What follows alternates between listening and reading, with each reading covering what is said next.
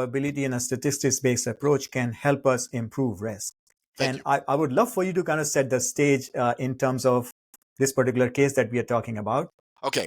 Well, so what I wanted to share a little bit is why compliance is not sufficient and why bringing in a different approach using probability and statistics is beneficial and is a way to pull together the R&D people and the quality and the manufacturing people towards shared goals and a shared perspective. When I got into Medtronic, there had been a fair number of field corrective actions and recalls Mhm.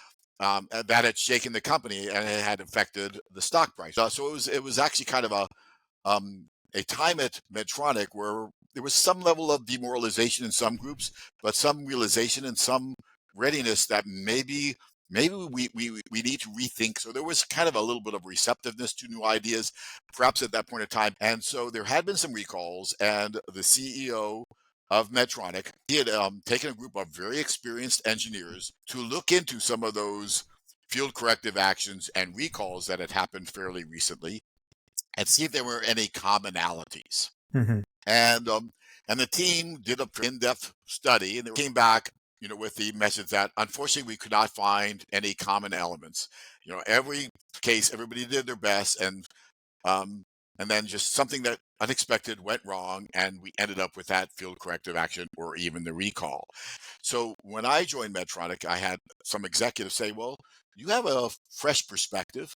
Can you look at that with fresh eyes?" Mhm. And so I got back with some members of that team and revisited the data, and I found some common elements that they had missed. So this is a summary, and this has actually been sanitized. It actually ran through legal people. We looked at uh, CAPAs, field corrective actions, and even recalls, Mhm. and look for common elements. And you see the commonalities. And one of the common elements that I'm going to highlight there, Mhm. we use the term use conditions.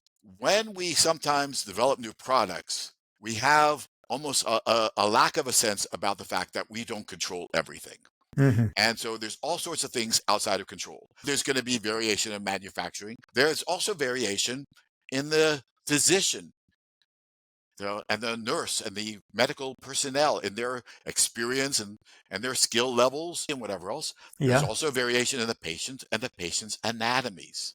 So if you design your product for what I will call the happy case, where Yeah. everything's perfect, and maybe it'll work in your lab in the perfect case, and maybe it'll work in your small set of examples that you've worked on. But when you go into full scale production and all those things you don't control that we will call use conditions or noise factors, all those things you don't control, they will come into play. And oh my gosh, now you have possibly a field corrective action or even a recall. See, the So vast one second, majority of these were Eric. involving use conditions. One second. Yes. I want to clarify something with you. You mentioned the happy case. Many in our quality regulatory world will say, "Oh, Eric, but we test things for the worst case. So why do we have to worry about this?" Yeah, good question. And I will try to explain um, at least two problems quickly on the worst case of analysis approach. One Sure. problem with the worst case is, well, do you really have the worst case? Yes. Okay. I'm glad you mentioned it.